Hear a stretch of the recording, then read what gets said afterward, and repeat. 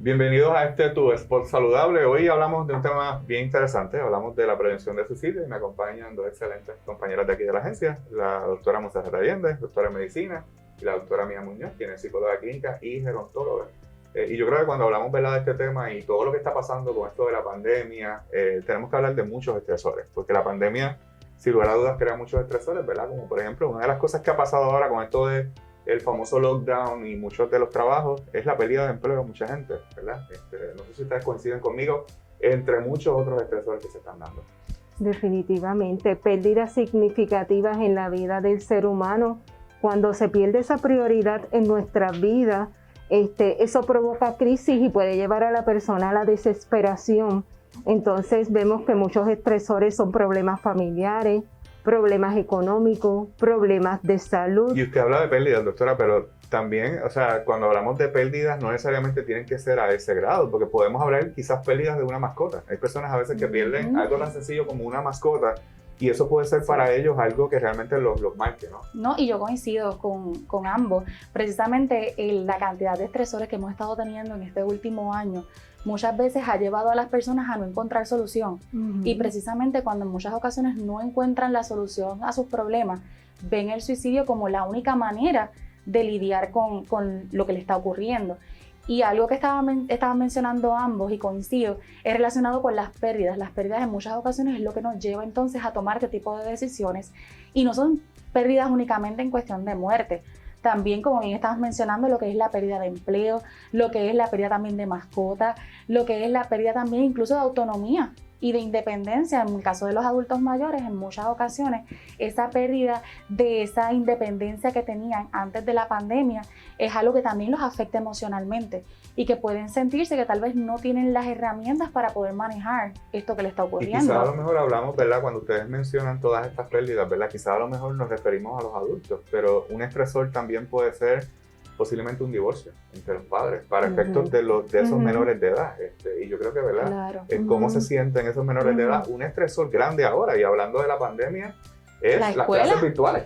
Yo he escuchado, ¿verdad?, de muchos adolescentes que dicen no es fácil. Ayer escuchaba el relato de una madre que decía, le dije a mi hijo que se diera de baja porque está en el último año de ingeniería y se le está haciendo bien difícil las clases presenciales. No es lo mismo estar directo con con los profesores, ¿verdad?, de las diferentes clases. Así que realmente a veces uno puede pensar, ¿verdad?, que estresores deben ser quizás a lo mejor cosas como pérdidas, ¿verdad?, de un familiar, pero pueden ser cosas tan sencillas como el proceso que están viviendo los estudiantes en Puerto Rico ahora mismo. Y es válido que estén cansados de estar todo un día pegados a una computadora. Y por eso, algo que yo les recomiendo mucho a las personas que nos estén viendo es que busquen otro tipo de actividades también dentro de esta situación.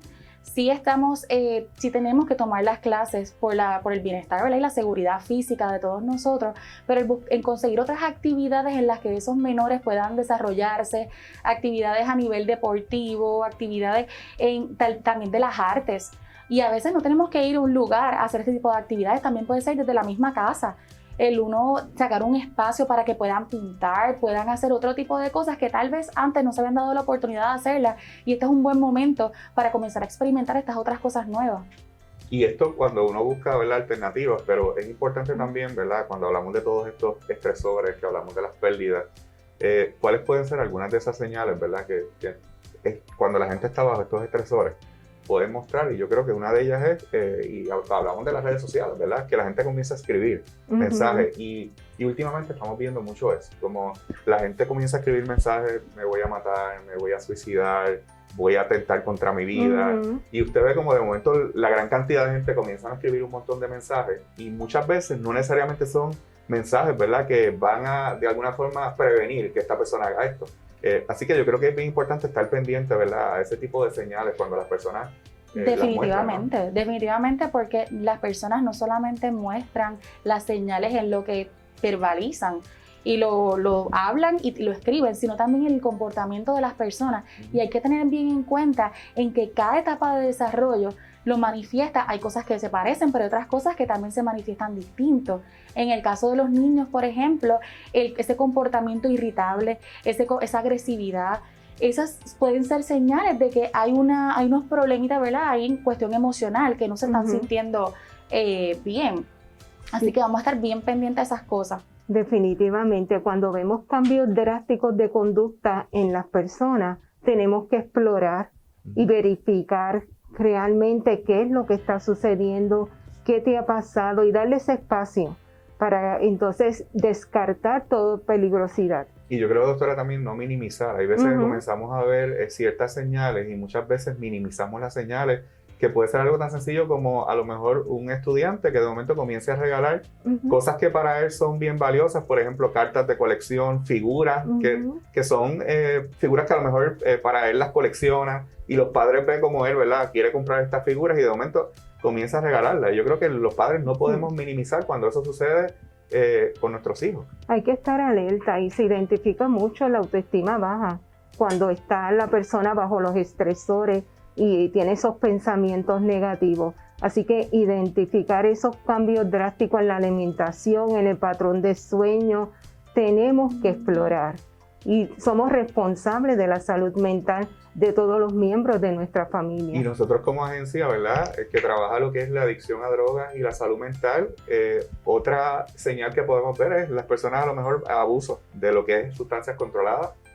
Y no necesariamente sustancias controladas, pueden ser sustancias legales, tan sencillo como el alcohol. El alcohol. Que de momento la persona, uno ve que salía del trabajo, habitualmente iba a su casa, y de momento es una persona que va directamente, quizás a lo mejor a un lugar a consumir bebidas alcohólicas, o los juegos. Nosotros tenemos jugadores compulsivos también en el programa, y personas a lo mejor que antes no hacían esto, y de momento a lo mejor cobra, le llega el cheque de seguro social, en el caso de las personas envejecidas, y van directamente al Yo creo que es bien importante precisamente que conozcamos estas señales, y sobre todo a esas familias y a esas amistades, que qué mejor que ellos, que son quienes conocen a ese ser querido, que empezar a ver esos cambios en comportamiento, como bien estaba mencionando la doctora, es importante para poder buscar la ayuda a tiempo, porque el suicidio es prevenible.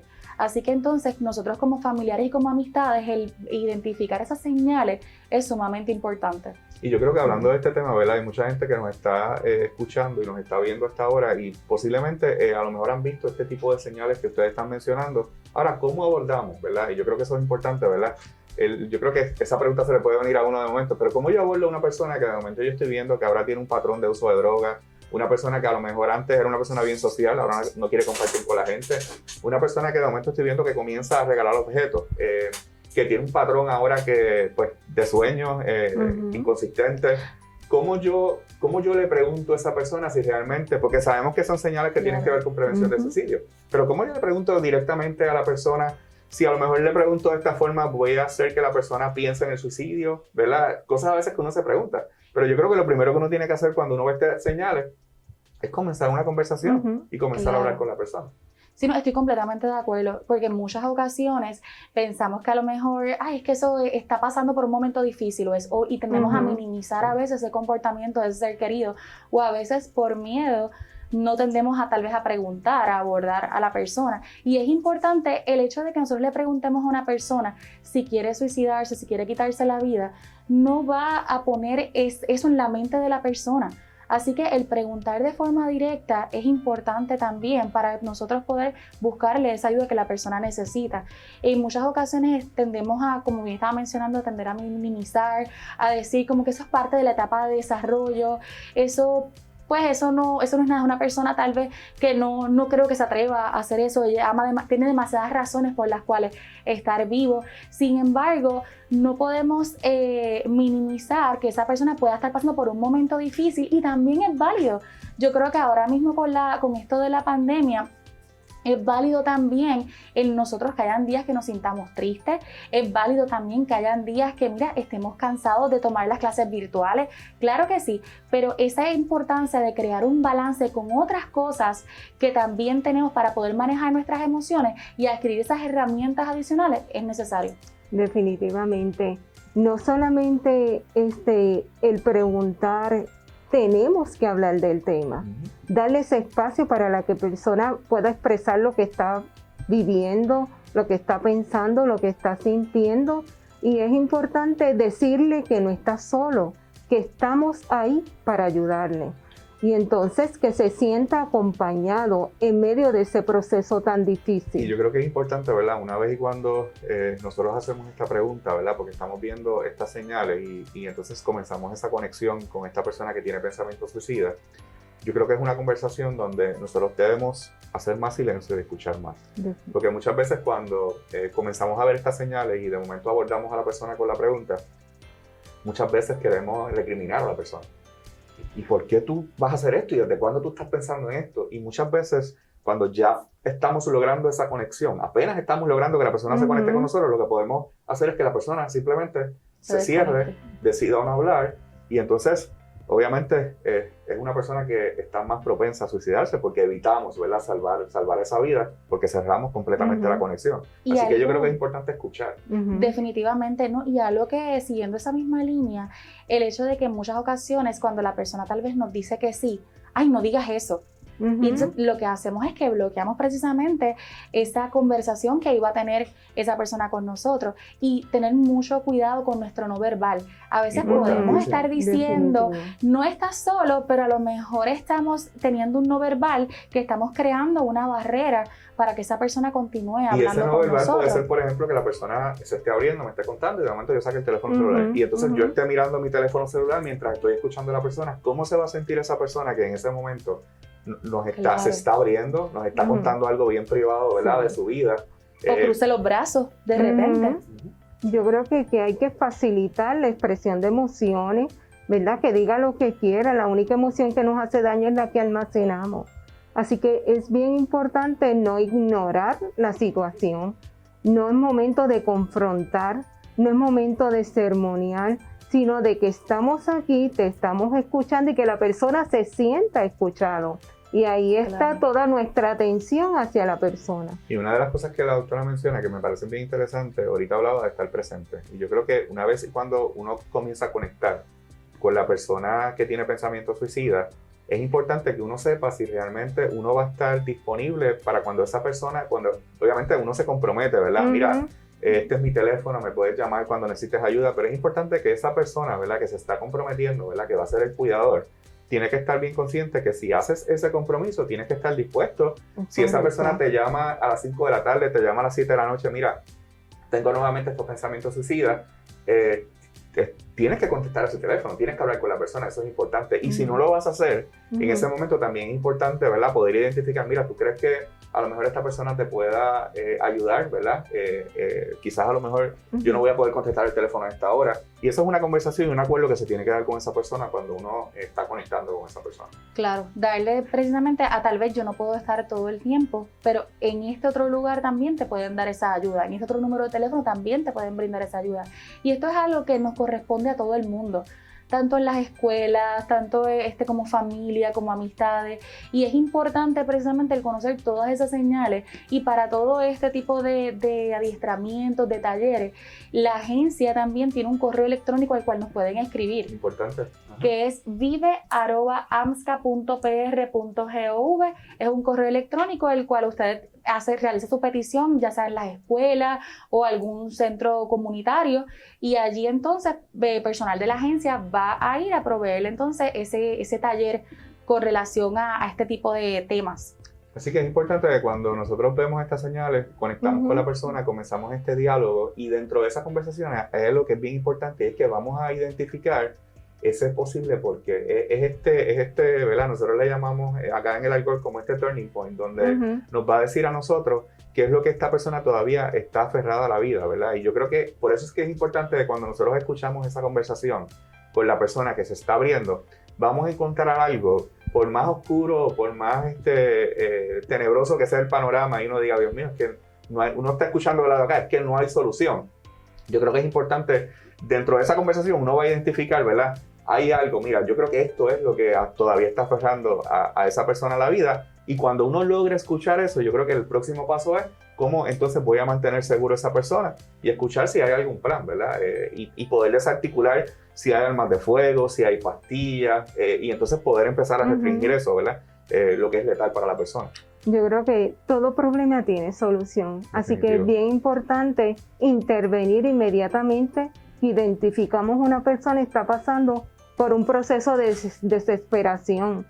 ya no ve luz en el camino, ve todas las puertas cerradas. Y nosotros tenemos las herramientas para poder acompañar a esa persona y ser acompañante y facilitar y asegurar la vida de esa persona. Y una vez y cuando nosotros, ¿verdad?, logramos conectar y logramos identificar estas cosas que afectan a la vida de esa persona, viene lo que es, ¿verdad?, establecer un plan de seguridad. Pero nosotros tenemos una línea bien importante, ¿verdad?, que mucha gente a veces piensa, pero cuesta dinero llamar a la línea Paz. La línea Paz solamente está de 8 de la mañana hasta las 4:30 de la tarde. Pues lo cierto es que no. Y el programa, dentro del programa integrado, ¿verdad?, Intervención en Crisis, existe lo que es la línea Paz. Y la línea Paz no es solamente un número telefónico, definitivamente, ¿verdad?, que te va a escuchar. También tienen personas que pueden llegar hasta el lugar donde se está dando la crisis. Y usted, doctora, sabe mucho más de eso que nosotros. Definitivamente. La línea Paz es un número libre de costo para todo el mundo, 24 horas los 7 días de la semana, con un personal clínico especializado que lo va a escuchar, lo va a entender y va a canalizar los servicios. Y cuando vemos que necesita una ayuda extra, tenemos un equipo móvil que se moviliza donde está la necesidad para poder salvar esa vida. Así que, ¿verdad?, en ese diálogo, ¿verdad?, a veces uno dice, Dios mío, ¿qué puedo hacer? ¿Qué hago? Pero yo creo que la línea Paz, ¿verdad?, es ese número importante. Dentro de AMSCA también está el programa Vida, que se trabaja en adiestramientos, como bien, ¿verdad?, mencionó la doctora Muñoz. Una de las cosas que puede hacer la gente es, si está interesado en uno de estos adiestramientos, es escribirnos a vida@amsca.pr.gov, y uno de esos adiestramientos es ASIS también, ¿verdad?, para las personas. Así que realmente hay infinidad de programas, muchas cosas que la agencia está haciendo, ¿verdad?, a favor de la prevención de suicidio. Está la nueva campaña Vive, también, que está a nivel de redes sociales. Estamos involucrando a los medios de comunicación. Sí, definitivamente la campaña es una unión de esfuerzos con diferentes medios y incluso hasta municipios se han estado uniendo precisamente porque es resaltar esas fortalezas que tienen las personas para sobrellevar las situaciones. En muchas ocasiones, cuando estamos atravesando, como bien mencionamos al inicio, tantos estresores, la persona no ve una solución más allá. Así que el dejarle saber a las personas, mira, hay unas fortalezas que tú tienes que en otros momentos de la vida también has atravesado momentos difíciles y has echado hacia adelante. Así que entonces esta no es la excepción. Vamos entonces hacia adelante y vamos entonces a poder salir de esta situación y ver que hay otras soluciones entonces al problema que estamos atravesando. Además de esos adiestramientos, como estaba mencionando, ASIS es un adiestramiento de 2 días que es precisamente para manejar el comportamiento suicida. Es cómo vamos entonces a estar manejando este comportamiento, y ahora precisamente vamos a estar trabajando con diferentes municipios y diferentes organizaciones para adiestrar, porque mientras más personas estén adiestradas, más vidas tenemos la oportunidad de salvar. Así que eso es sumamente importante. Ya me están diciendo que no hay tiempo para más, así que ha sido un diálogo súper interesante, ¿verdad? Les queremos recordar a las personas, ¿verdad?, que pueden bajar la aplicación a través de Google Play, a través de su teléfono Apple, ¿verdad? Y la pueden instalar en su teléfono. Ahí pueden chatear con lo que son los profesionales de la línea Paz. También se pueden conectar a lineapaz.amsca.pr.gov. En su browser lo pueden abrir, pueden chatear también, y les recuerdo que la línea Paz está 24 horas, los 7 días a la semana. Es el 1-800-981-0023, y los invito, ¿verdad?, a que continúen mirando tu spot saludable en las redes sociales de AMSCA.